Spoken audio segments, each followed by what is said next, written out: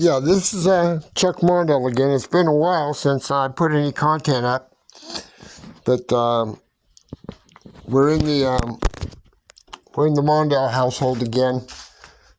Not quite nice enough weather to go outside, but anyway, what I wanted to talk to you all about was this: what's going on in the world right now as far as wrestling from the neutral position. Okay. I watch a lot of wrestling, a lot of international wrestling, and a lot of D1 wrestling. And the whole world now is running to that corner. And it's not only is it a physical thing, but it's a mental thing of when to timing. Timing is important on this good turn the corner attack. Okay? It's called turn the corner attack. And it happens during prime times, usually when people are crawling up after they've defended themselves, and they're crawling back up off the mat, pulling their body up off the mat. Okay? That's a prime time. That's a prime time to do any kind of attack you want, whether it's high crotch or whether it's double. It doesn't make much difference on the timing thing. The timing is timing, and it's important. And it usually happens. Okay, it usually happens also off of headlocks. We've talked about headlocks before. I intentionally let him go. Not to really let him go, but to attack him. Okay? Attack him with a good position attack. I don't really care what it is. It could be an outside single. Sweep outside single type thing. It could be that. The important thing is the timing. And that we're close enough and we got all the other things squared away. Okay?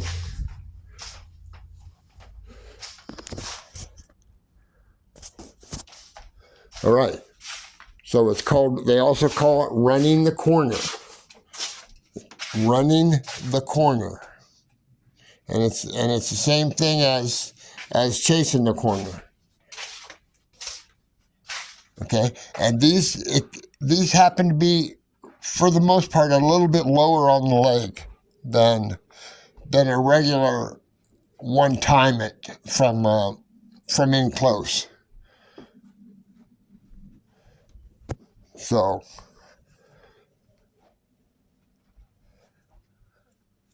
we get close, we square up, we get close to him, we get at least nose to nose.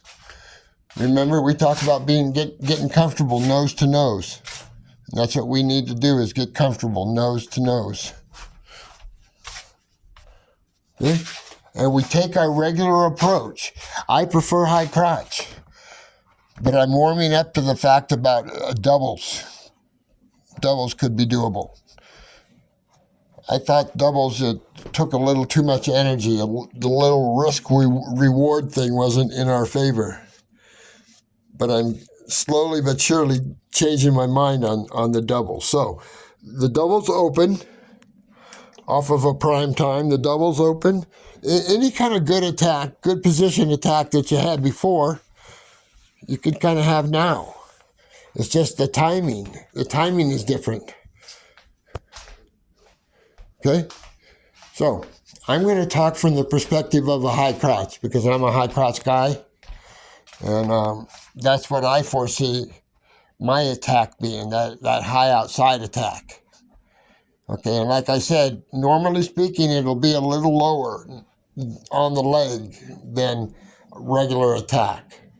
It just ends up that way, because the guy hasn't come all the way up yet on us or anything like that. All right. So we're in close. I take my inside step. I'm an inside stepper also. Inside step, attack that leg inside out, on the inside of either leg, and I start my single. I snatch it with just the fingers, basically. I just catch it. I catch that leg. I kind of snag it up is what it ends up. So I do my inside step, I attack, I'm attacking right-handed, inside step, deep inside step with my right foot. Make sure my hips roll underneath me, or they stay underneath you, or they were already underneath you. That's preferable. But it's not always that way. So inside step, catch that inside of either leg, continue to my feet, and at the same time, getting that other hand down to help on the single leg. Okay? You hear me say, get two hands on that, keep two hands. You hear me say, keep two hands or get two hands on a single. Because we're unable to, to take care of a leg that's up in the air. So I roll my hips underneath me, so now I'm in position. My hips are underneath, my head is up, and I'm in quasi-vertical position. That means almost vertical. Not quite, but almost. And that action that I have from quasi to straight up is the reserve action in my whole body. Excuse me.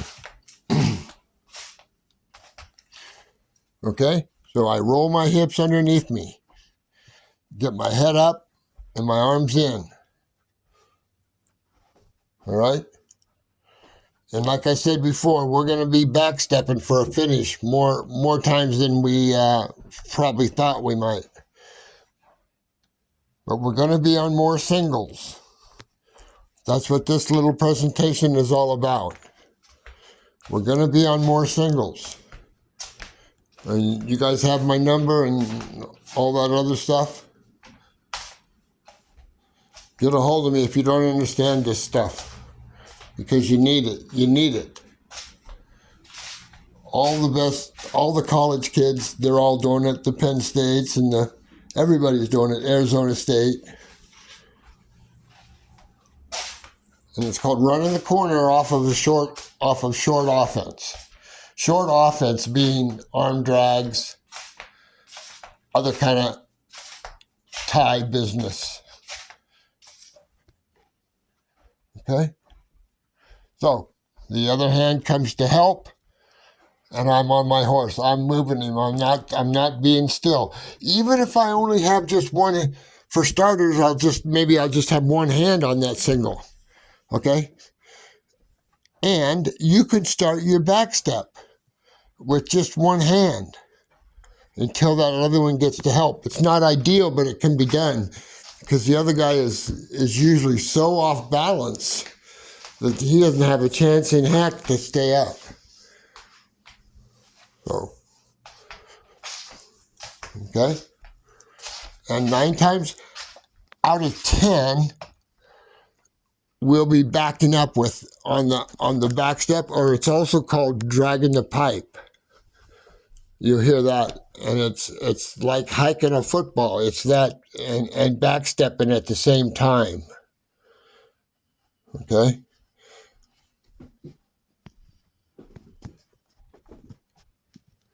Even if you only have one hand, because he's caught up. He's caught. I don't have a real good grip on it, but he's caught because of how I attack the inside of that leg. He's caught up for at least a second or so, and that's usually plenty of time to get that other hand down to help. Okay, get the other hand down to help. And now this is another point right here that I'm different than most other people when it comes to the high crotch. I'm mostly high crotch. Okay? And it's what you're doing when you got that single leg up and you're trying to finish with a back step. You're like a quarterback reading the defense before the snap of the ball. You can feel when he's ready to fall on his butt. See? And that's where we want him, on his rear end. And we have to stay on that back step longer than we think. Because what I see a lot of is people, the guy's ready to fall on his rear end, and we stop. We stop moving him, and he's able to collect himself and get himself right again. So we immediately go to moving him. And it may not even be a back step. You may read something else. You may read that he's ready to fall another direction or something. But you have to read what's going on in front of you and what he's doing, trying to do to you or whatever it is.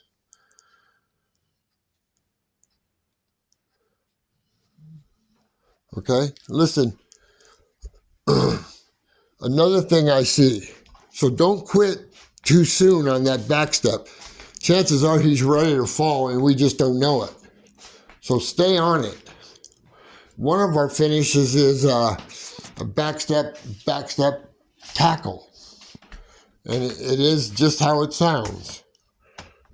You back step, he doesn't go. You back step and he doesn't go. You back step, and there's a reason why he's not going, is because the foot that's on the mat hops closer to the other foot.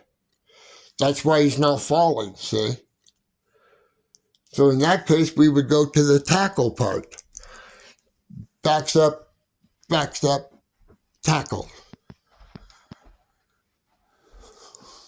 See, that's probably the number 2 option, the number 2 finish. Or 3 finish, back step, tackle. 2 or 3, whatever I said. And it's back step, tackle. Okay, now, the thing about that is, one thing we can't do is lose our position as we are backstepping. We need to stay in the best position we can stay in, as long as we're backstepping.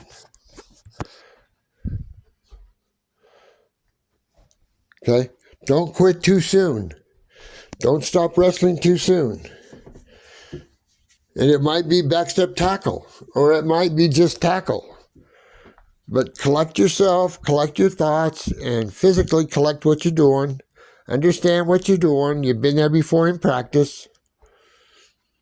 So let's just carry over from practice into wrestling, into the competition.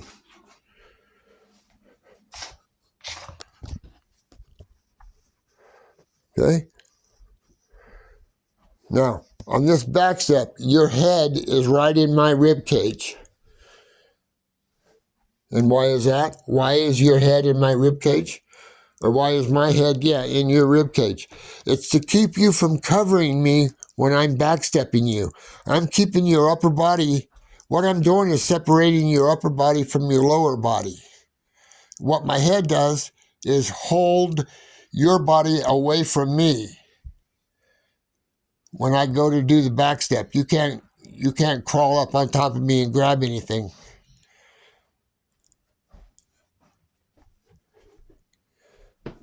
So that's why the head is right in the ribs. My forehead is right in his ribs, and that keeps his upper body away from me when I'm backstepping, so he can't grab a hold of me or grab a hold of most things. So it's butt down, head up, forehead right in his ribs. And just without anything, backstepping will take down just about anybody if it's done right and the timing is right and the feel is right. That's probably the big thing when you're backstepping, because you're just taking him off balance is all you're doing. It's called all those other things, but it's basically dragging him off balance. So, okay, I think let's switch gears just a little bit here. I think certainly our number one attack should be high crotch.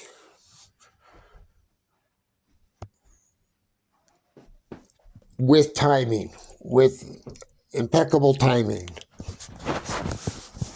And we'll have to slow down and explain it to the young wrestlers what 2-second window are we talking about?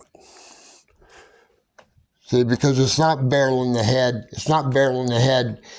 You know, come on, let's go do what we have to do so we can wrestle. You know, they're not thinking about learning. They're not thinking about learning the move. They got other things on their mind. So let me think of some more.